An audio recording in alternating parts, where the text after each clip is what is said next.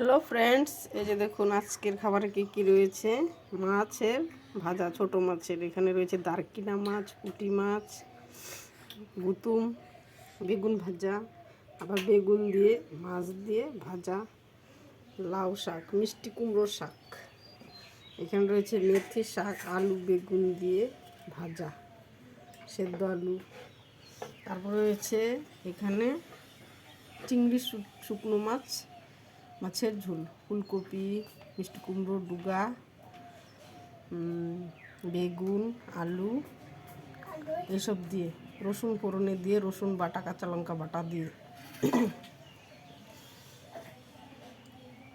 তারপরে এখানে রয়েছে ছোট মাছ, ছোট পুঁটি মাছ, পুঁটি মাছের ভাজা, আলু বেগুন টমেটো দিয়ে।